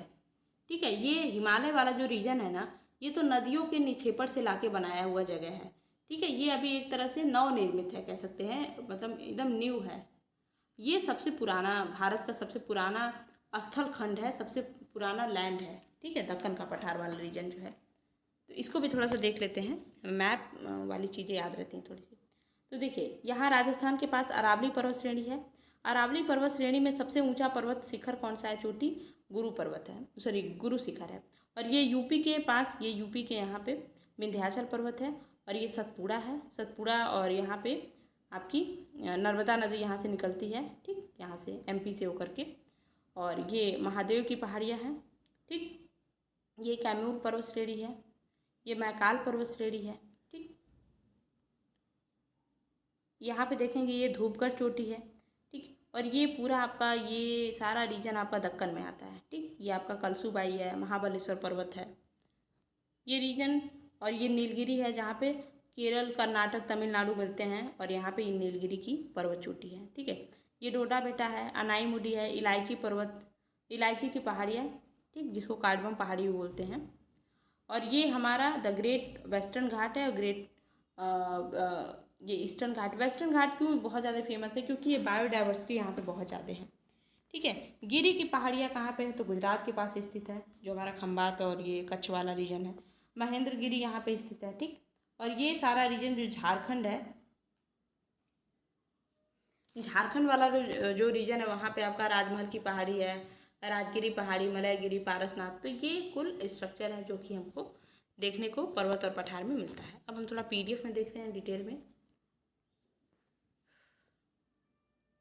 तो हमने ये सारा का सारा देखा कि ऊपर जो है हमारा हिमालय है, और नीचे क्या है हमारा, दक्षिण में हिंद महासागर, जो एक टाइप यहाँ पे हिंद महासागर है। ठीक है। फिर नीचे कटाफटा दक्कन पठार है, वहीं पे आपका ये सिंधु का, ये जो मैंने बोला था अभी ना कि जो हिमालय नवनिर्मित है, तो वो 3 मेन नदियों द्वारा बनाया गया है, जिसमें कि सिंधु नदी ये ऊपर से आती है, यहाँ पे नीचे से ये ब्रह्मपुत्र आती है, और ये पूरा उत्तराखंड के गंगोत्री से होते हुए गंगा नदी आती है। तो ये 3 नदियों के निक्षेपण से बना हुआ जगह है। तो इसको सिंधु गंगा ब्रह्मपुत्रा मैदान भी कहा जाता है। ठीक है। और जो राजस्थान वाला एरिया है, वो पूरा क्या है, मरुस्थलीय इलाका है। ठीक। और हमारे भारत से कर्क रेखा बीचों बीच से गुजरती है, और हमारे यहाँ हर तरह की मिट्टी वगैरह देखने को मिलती है। ठीक। अब हम थोड़ा सा देखते हैं, जो हमारा पर्वत श्रेणी हमने जो ऊपर से देख लिया कि उसमें बहुत सारी चोटियाँ हैं। इम्पॉर्टेंट याद रखना है कि जो हमारा माउंट एवरेस्ट है, ये सबसे ऊंचा है, और जो कि नेपाल में स्थित है। इसकी अन्य मुख्य चोटियाँ जो हैं कंचनजंगा, धौलागिरी, नंगा पर्वत, गोसाईनाथ, नंदा देवी, ये सारे हिमालय के पर्वत चोटी हैं। ठीक है। गाडविन आस्टिन माउंट एवरेस्ट के बाद सेकंड नंबर पे सबसे ऊंचा पर्वत चोटी है, पर ये हिमालय का भाग नहीं है, ये ट्रांस हिमालय का भाग है, जो कि काराकोरम पर्वत में स्थित है। जो अभी मैंने ऊपर दिखाया था, काराकोरम, लद्दाख, जास्कर, ये 3 इस तरह से लाइनें थी, 3 पर्वत श्रेणियाँ हैं वो। ठीक है। अब हिमालय में मैंने आपको बताया कि सबसे ऊंचा क्या है, सबसे लंबा वाला सबसे ऊपर है ग्रेट हिमालय। ठीक। उसके बाद से आपका लघु हिमालय है। लघु हिमालय आपको याद रखना है, क्या लघु हिमालय है, यही ऐसा हिमालय है जो मिडिल हिमालय या लघु हिमालय जो भी कहिए इसको, इसी में आपको कश्मीर की घाटी देखने को मिलेगी, इसी में नेपाल में काठमांडू है, इसी में सारे के सारे ठंडे इलाके, शिमला, मसूरी, नैनीताल, दार्जिलिंग, दून घाटियाँ सब इसी में आपको देखने को मिलेगी। तो अगर क्वेश्चन बनता है कि दून घाटियाँ, फिर नेपाल की ये जो काठमांडू वाले इलाके, ये सब कहाँ पाए जाते हैं, तो ये मध्य हिमालय में पाए जाते हैं। ठीक। अब देखिए बाह्य हिमालय या फिर इसको शिवालिक जिसको बोलते हैं, तो ये वाला जो इलाका है ये सॉरी इसमें दून पाई जाती हैं, देहरादून, ठीक है। इसमें घाटियाँ और दून मिलती हैं। और जो मैंने ऊपर बताया था जितने भी बर्फीले जगह जो भी मैंने बताया था, काठमांडू, ये दार्जिलिंग, शिमला, मसूरी, नैनीताल, ये सारे के सारे आपको जो है कश्मीर घाटी वाटी इसमें भी मिलती है, ये सब लघु हिमालय में। बाकी जो दून मैंने बताया ना, दून आपको आउटर हिमालय यानी कि शिवालिक में मिलेगा, ठीक। हिमालय की ऊंची पर्वतमाला में कुछ स्थानों पर दर्रे पाए जाते हैं। दर्रे बड़े इंपॉर्टेंट है। दर्रे वो जगह होते हैं जो कि दो पर्वतों के बीच का जगह होते हैं जहाँ से लोग आ जा सकते हैं, ठीक। इन्हीं दर्रों से होकर अटैक भी हुआ करते थे पहले। तो उत्तर पश्चिम में हमारा खैबर और बोलन का दर्रा है जो कि अब पाकिस्तान में पड़ता है, पहले भारत में था। फिर वो उत्तर से अगर हम देखें तो भारत में आपका रावलपिंडी है जिसमें कश्मीर जाने का रास्ता है, जो अब पाकिस्तान में है, यूके वाले में। और भारत से एक नया रास्ता पठानकोट से बनिहाल दर्रा होकर श्रीनगर के लिए जाता है। ये आपको केवल इसमें याद रखना है कि कौन सा दर्रा कहाँ पर है, ठीक। अगर हम बात करें जोजिला दर्रा, तो ये श्रीलंका से लेह तक जाने का है। ये भी पूछता है कौन सा दर्रा किसको कहाँ से मिलाता है, तो जोजिला दर्रा श्रीनगर को लेह से मिलाता है। और जो सिपकिला दर्रा है ये हिमाचल प्रदेश, ये हिमालय प्रदेश नहीं है, हिमाचल प्रदेश को तिब्बत से मिलाता है जो कि शिमला के पास है, ठीक है। फिर आपका दार्जिलिंग का दर्रा है जो कि चुम्बी घाटी होते हुए तिब्बत की राजधानी से लहासा जो तिब्बत की राजधानी वहाँ जाने का रास्ता है, ठीक। मणिपुर और हुकोंग घाटी के दर्रे जो हैं जिनसे बर्मा होके जाया जा सकता है, ये बर्मा जो अराकान योमा वाला साइड जो हमने देखा था। हिमालय के दक्षिण में जो हमने अभी देखा दक्कन वाला जो रीजन देखा था, उसके बाद से जो है हमारा ये थोड़ा इम्पोर्टेंट आपको मैं बता देती हूँ यहाँ पे। जब आप हिमालय के नीचे गिरिपद में आते हैं, मतलब शिवालिक जो फुटहिल है, ठीक है, वहाँ जब आते हैं तो वहाँ पे आपको कंकड़ पत्थर वगैरह देखने को मिलते हैं। और यहाँ पे नदियाँ जो हैं गायब हो जाती हैं, नदियाँ जो हैं ज़मीन के नीचे से जाती हैं। तो इसी रीजन को हम क्या बोलते हैं, भाबर बोलते हैं, ठीक है। और भाबर के भी और नीचे जैसे आप जाते हैं तो तराई आता है जहाँ पे नदियाँ दोबारा से वापस दिखने लगती हैं, तो उनको हम बोलते हैं तराई रीजन। तो सबसे पहले बड़े बड़े जो पत्थर उत्थर होते हैं उनको भाबर बोलते हैं। फिर समतल जगह आता है उसको हम तराई बोलते हैं। जब तराई में नदियाँ आती हैं उसके बाद से क्या होता है, नदियाँ अपना निक्षेपण करती हैं, मतलब जो सेडिमेंट बहा के लाती हैं उसको वो इकट्ठा करती हैं, छोड़ देती हैं वहाँ पे। तो वो दो तरह के सेडिमेंट होते हैं, एक पुराना होता है, एक नया होता है। देखिए जैसे कि मान लीजिए नदियों ने यहाँ पे लाया कुछ, फिर क्या हुआ, इसको पुश कर देंगे, यहाँ पे चला जाएगा ये, फिर कुछ नया यहाँ पे इकट्ठा करेंगे, तो ये पुराना वाला हो गया, ये नया वाला हो गया। तो वही चीज़, पुराने वाले हम जो सेडिमेंट होते हैं उसको बांगर बोलते हैं, और जो नया वाला सेडिमेंट होता है उसको हम खादर बोलते हैं, जो कि फसल उत्पादन के लिए बहुत ही क्या होती हैं, उपजाऊ होती है। ये हमारा प्रायद्वीपीय पठार वाला जो हमने पढ़ा था अभी। देखिए जो हमारा जो विस्तार हमने देखा, पहली बात तो ये सबसे पुराना स्थलखंड जो मैंने बताया था आपको गोंडवाना लैंड का है, और ये 3 पर्वत श्रेणियों से घिरा हुआ है। क्या, यहाँ पे हमने देखा था विंध्याचल, ठीक। फिर ये सतपुड़ा देखा था, और यहाँ पे नर्मदा नदी निकलती है, ठीक। नर्मदा नदी के ऊपर हमने विंध्याचल देखा ही था। फिर यहाँ पे पूर्व की ओर हमने देखा था, यहाँ मैकाल था, फिर महादेव पहाड़ी थी, ठीक है, और दक्षिण में यहाँ पे अजंता थी। तो इस तरह से ये ब्लॉक हो जाता है ये इलाका पूरा, जो हमने मैप में देखा था। फिर पश्चिमी घाट, पूर्वी घाट, इस तरह से देखा था। अच्छा, पश्चिमी घाट जो है पूर्वी घाट की अपेक्षा अधिक ऊंचा है, और कई सौ लंबाई में जो है कई सौ किलोमीटर तक ऊंचाई में चलता गया है, ठीक है। पूर्वी घाट जो है हमारा थोड़ा सा नीचा है, ठीक, और बहुत कटे पटे स्थानों में है। और अगर हम पूर्वी घाट को देखेंगे तो यहाँ पे आपने देखा होगा कि जो पश्चिम की ओर बहने वाली जो नदियाँ हैं उनकी संख्या बहुत कम होती है। पूरब की तरफ जाने वाली नदियाँ बहुत ज़्यादा हैं, जैसे आपकी मतलब कि यहाँ पे आपका बंगाल की खाड़ी पड़ता है, ज़्यादा से ज़्यादा नदियाँ जो है इसी में आके क्या होती हैं, अपना जल जो है ड्रेन करती हैं। ऐसा क्यों होता है, क्योंकि जो हमारा प्रायद्वीप वाला इलाका है ना, ये थोड़ा ऊंचा है, और ये नीचे की तरफ डाउनवर्ड जब हम इस तरह से जाते हैं तो ये थोड़ी जो ऊंचाई है यहाँ की वो कम है, मतलब ढला हुआ है, ठीक है। मे भी आप समझ पा रहे हो, मतलब ये इलाका जो है थोड़ा ऊंचा है, जबकि ये इलाका थोड़ा सा नीचे है, इसलिए नदियाँ इधर ही प्रीफर करती हैं और अपना वाटर इधर ही ड्रेन करती हैं, यानी कि बंगाल की खाड़ी में, ठीक है। यानी जो आपकी महानदी, गोदावरी, कृष्णा, कावेरी, ये सारी जो जितनी इंपॉर्टेंट नदियाँ हैं ये सब इधर ही ड्रेन होती हैं, ठीक। और दक्षिण में हमारा पूर्वी और पश्चिमी नीलगिरी की पहाड़ी पे हमारा केरल, कर्नाटका, तमिलनाडु जहाँ पे मिलता है वहाँ पे हमारा पश्चिमी घाट और पूर्वी घाट आके मिल जाता है। ठीक, जहाँ पे दोदा बेटा है जो सबसे ऊंची पहाड़ी है, पर्वत चोटी है दक्षिण भारत की, और नीलगिरी के दक्षिण अन्नामलाई, फिर कार्डमम हमने देखा ही था, इलायची की पहाड़ी वो हमने सब नीचे देखा था अभी। पश्चिमी घाट के पास बम्बई का थाल घाट, बोर घाट, ये बहुत ही इंपॉर्टेंट है। जो हमने अभी वेस्टर्न घाट देखा था, इस तरह से हमारा जो इंडिया नीचे का है, तो ये हमारा जो वेस्टर्न घाट है ना, यहाँ पे हमारा थाल घाट और बोर घाट है। ठीक है, ये बहुत ही इंपॉर्टेंट है।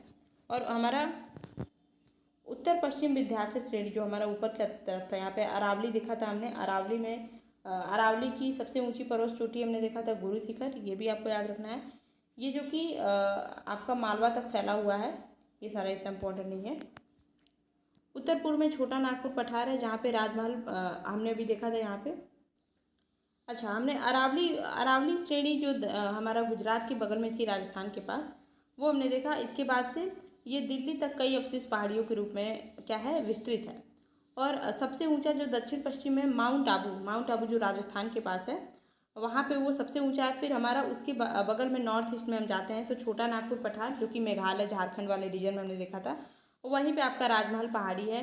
फिर उसके आगे हम जैसे नॉर्थ ईस्ट में जाते हैं, मतलब पूर्वोत्तर इलाके में जाते हैं, तो असम का शिलोंग पठार, असम में जो शिलोंग पठार है ना, वो भी प्रायद्वीप का ही भाग है, प्रायद्वीपी पठार का ही भाग है। ठीक है, वो हिमालय पर्वत का भाग नहीं है। ठीक, जैसे कि एक बार मैप देख लेते हैं। ये जो हमारा इलाका है, 1 मिनट इसको छोटा सा कर देते हैं। ये जो इलाका है ना, ये हमारा सब दक्कन वाला इलाका है, ये पठारी भाग है। और ये पठार वाला ही भाग यहाँ पे पटकाई तक, नागा पटकाई तक गया है। ठीक है, ये सारा इलाका इस तरह से। ये असम के मेघालय, गारो, खासी, जयंतिया, ये सारा इलाका जो है, यहाँ पे जितने भी पहाड़ी क्षेत्र हैं वो सब इसका विस्तार है। ठीक है, ये सब टूट टूट के अलग हुए हैं। हिमालय पर्वत क्षेत्र अलग है। ठीक है, ये अराकान योमा तक गया है, पर ये यहाँ तक जो इतना गया है ना, ये सब प्रायद्वीपी पठार का ही हिस्सा है, उसके बताने का ये मतलब है। ठीक,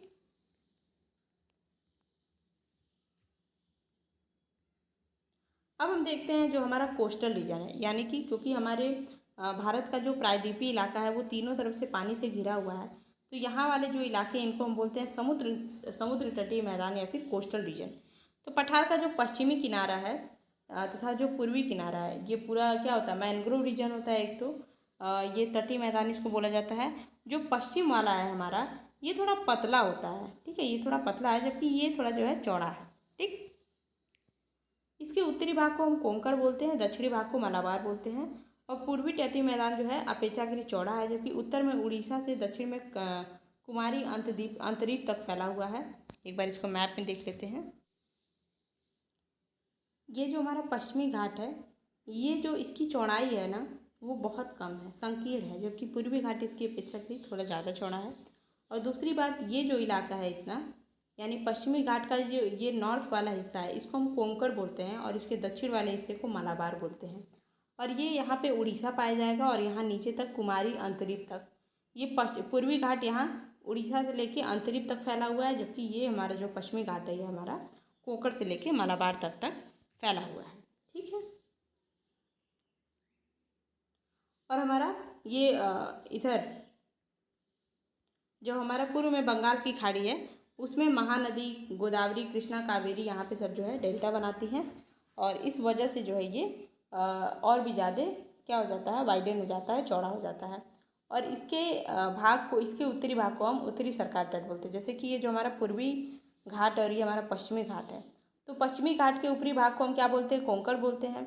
और जो हमारा ये पूर्वी भाग है, पूर्वी जो घाट है, ईस्टर्न घाट, इसके उत्तरी भाग को हम उत्तरी सरकार बोलते हैं, जो कि उड़ीसा के आसपास है। ठीक, अब हम द्वीपीय भाग भी देख लेते हैं, क्योंकि हमको पता है हमारे पास 2 द्वीपीय इलाके हैं, अंडमान निकोबार और लक्षद्वीप। ठीक है, तो जो हमारा लक्षद्वीप है ना, ये कोरल रीफ से बनाया गया है, प्रवाल भित्तियों से बनाया हुआ है या एटॉल है। जबकि हमारा जो अंडमान निकोबार है, ये अरकान योमा का समुद्र में प्रक्षेपित हिस्सा है। जैसे हमने जिस तरह से देखा था, 1 मिनट, हाँ, ये हमारा जो हिमालय पर्वत था, यहाँ पे ये इस तरह से आया था यहाँ पे, और ये अराकान योमा पर्वत श्रेणी तक आया था। तो उसके ऊपर हमको कहीं पर्वत देखने को नहीं मिलता है, पर ये नीचे भी यहाँ तक फैला हुआ है छोटे छोटे कण के रूप में। और यही कण के जो कण के रूप में फैला हुआ है, मतलब बहुत बड़ा भाग है, यही अंडमान निकोबार अब कहा जाता है। जितना भी भाग इसको हम समुद्र के ऊपर देख पाते हैं वो अंडमान निकोबार के रूप में जाना जाता है। ये कुछ नहीं जबकि ये हिमालय का ही विस्तृत रूप है, हिमालय का ही एक्सटेंडेड फॉर्म है, जो कि हमको अंडमान निकोबार द्वीप के रूप में देखने को मिलता है। ठीक है, क्योंकि इसकी बहुत सारी जितनी भी द्वीप थी, जितने भी आइसलैंड थे, वो सब जलमग्न हो गए, सब जो है पानी से ढक गए हैं। तो जो भाग हमको दिखता है उसी को हम जानते हैं, वो हमारा अंडमान निकोबार कुछ और नहीं जबकि हिमालय का ही एक एक्सटेंडेड जो है विस्तार है वो एक तरह से। ठीक, अगर हम देखें तो अंडमान निकोबार द्वीप समूह में एक ज्वालामुखी भी है जो कि अभी सक्रिय है, और एकमात्र सक्रिय ज्वालामुखी कौन सी है, जिसका नाम है बैरन द्वीप, जो कि पश्चिम में पाया जाता है इसके अंडमान निकोबार में। यहाँ पे हमारा ये पर्वत और पठार वाला चैप्टर भी कंप्लीट हो जाता है। अब हम ह्यूमन ज्योग्राफी देख लेते हैं। हमने जो फिजिकल और इंडियन ज्योग्राफी था वो पूरा कंप्लीट कर लिया है। ह्यूमन ज्योग्राफी देख लेते हैं। Human geography is nothing but हमको पॉपुलेशन की ज्योग्राफी देखनी रहती है कि कितना पॉपुलेशन है, क्यों बढ़ रहा है, बढ़ने का क्या कारण है, क्या होता है पॉपुलेशन में बढ़ना, इंक्रीमेंट क्या होता है, जनसंख्या वृद्धि क्या होती है। सबसे पहले हम देखते हैं जनसंख्या वितरण क्या होता है।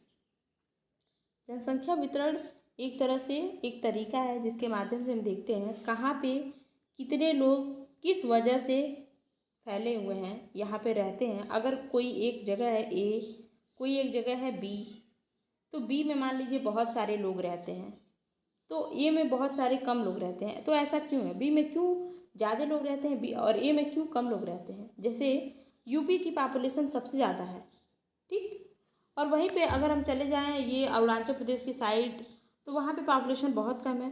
सिक्किम में पॉपुलेशन बहुत कम है, ऐसा क्यों है। तो इसके लिए बहुत सारे फैक्टर भी होते हैं। तो देखिए, जनसंख्या वितरण से मतलब होता है किसी विशेष क्षेत्र में लोगों का रहना और उसका कारण क्या है, इस वजह से। तो कहीं पर भी जनसंख्या वितरण को प्रभावित करने वाले जो कारण होते हैं, एक तो पहला वहाँ का जलवायु। यूपी की जलवायु बहुत अच्छी है, हर तरह के क्लाइमेट देखने को मिलते हैं। और वहीं अगर हम सिक्किम वगैरह की बात करें, हिमाचल प्रदेश की बात करें, क्योंकि वो बहुत ही ठंडा इलाका है, वहाँ पे लोगों को रहने में उतना कन्वीनियंस नहीं रहता है। तो जलवायु, फिर वहाँ उसकी समुद्र तल से ऊंचाई, उसका जो लैटिट्यूड है, वहाँ की जो फसल उत्पादन, वहाँ की वनस्पति, वहाँ की मिट्टी, वहाँ का पानी, वहाँ का ऊर्जा संसाधन, वहाँ पे हर चीज़ों की क्या अवेलेबिलिटी है जो कि ह्यूमन के लिए इम्पोर्टेंट है, ये सारी चीज़ें जनसंख्या वितरण को बहुत प्रभावित करती हैं। ये सब डिसाइड करती हैं कि किसी एक निश्चित इलाके में क्यों इतने ज़्यादा लोग रह रहे हैं, क्यों यहाँ की पॉपुलेशन ज़्यादा है। तो इन सारे फैक्टर की वजह से वो प्रभावित होते हैं। अगर ये फैक्टर वहाँ पे अच्छे अनुपातित तरीके से हैं तो लोग वहाँ पे ज़्यादा पाए जाएंगे। ठीक, इसको हम जनसंख्या वितरण कहते हैं। अच्छा, एक होता है चीज़ की एक टाइम के बाद लोग मर जाते हैं, एक टाइम के बाद लोग मर जाते हैं, और जितने लोग मर रहे हैं उससे ज़्यादा तो पैदा हो रहे हैं। तो जनसंख्या वृद्धि क्या होती है, जब प्रकृति ने जैसा बनाया है कि दोनों चीज़ें बैलेंस में होनी चाहिए, मतलब जितने लोग मर रहे हैं उतने ही लोग अगर बर्थ लेते हैं, उतने ही लोग अगर जन्म लेते हैं, तो प्रकृति में चीज़ें बैलेंस रहती हैं। बट अभी क्या हो रहा है, जो मृत्यु दर है वो कम हो गई है, तमाम टेक्नोलॉजी आ गई है, लोग नहीं मर पा रहे हैं, अब चीज़ें हैं, लोग मेडिकल फैसिलिटी वगैरह चीज़ें हैं, पर जो बच्चे पैदा हो रहे हैं उनकी संख्या मरने वालों से ज़्यादा है। तो इसलिए क्या हो रहा है, पॉपुलेशन बढ़ रही है, घट नहीं रही है, बढ़ रही है। इसी को हम बोलते हैं जनसंख्या वृद्धि। यानी जन्म दर और मृत्यु दर के बीच में जब अनबैलेंस, असंतुलन आ जाता है, तो उसकी वजह से क्या होता है, जनसंख्या वृद्धि भी हो सकती है। और अगर वो पॉजिटिव है तो जनसंख्या वृद्धि होगी, और जब निगेटिव हो जाएगी, यानी कि मृत्यु दर अगर जन्म दर से अधिक हो जाए तो पॉपुलेशन डिक्रीज करने लगेगी। इसको हम जनसंख्या वृद्धि कहते हैं। अब है माइग्रेशन। माइग्रेशन क्या होता है, आपने देखा होगा कि आप अगर किसी गांव में रहते हैं और आपका शहर है कोई, मतलब आपके देश में कोई शहर है, आप किसी गांव में रहते हैं, तो आपके यहाँ से लोग कमाने के लिए बाहर जाते हैं, तो इसको हम क्या कहते हैं, माइग्रेशन। सेम इसी तरह से किसी एक देश के लोग किसी संपन्न देश में कमाने के लिए बाहर जाते हैं, या फिर किसी भी रीजन से जाते हैं, तो उसको हम कहते हैं प्रवास करना, यानी कि माइग्रेशन करना। तो मानो किसी भी कारण की वजह से जिस स्थान को छोड़कर वो किसी स्थान पर जाता है, तो उसको हम बोलते हैं उत्प्रवास। उस स्थान के संदर्भ में जहाँ से वो इंसान जा रहा है उसको हम उत्प्रवास बोलते हैं। और जो प्रवास करने वाले व्यक्ति होते हैं उनको हम उत्प्रवासी बोलते हैं। ठीक, एक और हमारा टर्म है कि जनांकीय संक्रमण दर क्या होता है। ये एक्चुअली एक सिद्धांत होता है जो किसी लंबे टाइम के ड्यूरेशन में बताता है कि इतना जन्म दर है, इतना मृत्यु दर है, उसके बीच का जो अंतर है, मतलब जिसकी वजह से पॉपुलेशन बढ़ रही है, तो उसका क्या कारण है। उन सारे चीज़ों को एक तरह से जो नेचुरल ग्रोथ हो रही है, जो भी चेंजिंग की वजह से, तो उसको एक्सप्लेन करना ही जनांकीय संक्रमण सिद्धांत से एक तरह से हम समझते हैं, उसको ये दर्शाता है। अगर हम पॉपुलेशन ग्रोथ करने को रोकने की बात करें तो इसमें सबसे ज़्यादा ज़रूरी है एजुकेशन। अगर पीपल एजुकेशन नहीं उसके बारे में नहीं समझेंगे, उनको ज्ञान शिक्षा नहीं है उस बारे में, तो वो कभी पॉपुलेशन को रोकने की कोशिश नहीं करेंगे। ठीक, क्योंकि हमारी जो 75% जो जनता है वो गांव में निवास करती है, 80% जनता जो है गांव में निवास करती है, जहाँ पे अगर शिक्षा को नहीं वैल्यू है तो वो चीज़ें नहीं हो पाएंगी। फिर जो फैमिली प्लानिंग है, फिर जो विवाह में आयु का निर्धारण है, फिर संतानोत्पत्ति की क्षमता, सामाजिक सुधार, संतति सुधार और लाइवलीहुड को ऊंचा उठाने की कोशिश, यानी कि लोगों को अपने आप को एक्सप्लोर करना, और भी बहुत सारे तरीके के जो शिक्षा हैं, तरीके हैं, इन चीज़ों की वजह से क्या कर सकते हैं, पॉपुलेशन ग्रोथ को रोक सकते हैं और पृथ्वी को बचा सकते हैं। क्योंकि अगर एक निश्चित अमाउंट से ज़्यादा लोग पृथ्वी पर निवास करने लगे तो उससे होगा क्या कि आपको भूखों मरना पड़ेगा। सही बता रही हूँ, भूखों मरना पड़ेगा, वो स्थिति आ जाएगी। क्योंकि एक टाइम के बाद जो है लोग उतनी चीज़ें अफोर्ड नहीं कर पाएंगे, पृथ्वी भी उतने ही अन्न उपजा पाएगी जितनी उतनी क्षमता है उसकी। और पृथ्वी की ज़मीन की भी, मिट्टी की भी क्वालिटी अब ख़राब होती जा रही है, क्योंकि बहुत सारे तरीके के फर्टिलाइज़र वगैरह यूज हो रहे हैं। ये सारी चीज़ों से ह्यूमन ने खुद ही बिगाड़ दिया है चीज़ों को। चलिए वो तो अलग बात है, सिलेबस में आते हैं। हमने ये चैप्टर भी कंप्लीट कर लिया। अब हम देख लेते हैं ह्यूमन जो एक्टिविटी है, मानवीय गतिविधियाँ जो है। जैसे जैसे शहरीकरण बढ़ रहा है उसका हमारे ऊपर तो बहुत अच्छा इफेक्ट आ रहा है, चलिए वेल एंड गुड। पर जो नेचुरल चीज़ें हैं ना उसको हम ख़त्म करते जा रहे हैं। जहाँ पे भी हम घर बना रहे हैं वहाँ के पेड़ पौधों को काट के गिरा देते हैं। तो पहला चीज़ तो क्या होता है, हमको तो अच्छा लगता है, नेचर के लिए बहुत बेकार हो जाता है, उल्टा हमारे लिए भी बेकार होता है। जब हम किसी पेड़ को हटा देंगे तो एक तरह से ऑक्सीजन प्रोड्यूस जो कर रहा था वो ख़त्म हो जाएगा। पेड़ को काट दिया तो ज़मीन का जितना भी भाग पेड़ के जड़ों में जकड़ के रखा था वो भी कट गया। अब जब पानी बरसेगा बहुत ज़्यादा तो वो मिट्टी वहाँ से बह के हट जाएगी। तो वहाँ का क्या हो गया, एक तरह से मिट्टी का जो है उसको बोलते हैं एक वर्ड में, मतलब मिट्टी का एक तरह से कट के बाहर जाना, अब मृदा अपरदन उसको बोलते हैं। ठीक है, ये चीज़ें होती हैं। दूसरी चीज़, वहाँ का इन्वायरमेंट एकदम ख़राब हो जाता है, ग्रीन हाउस गैस आती हैं, वो बढ़ने लगती है, कार्बन डाइऑक्साइड की मात्रा बढ़ जाती है, पृथ्वी गर्म होता है।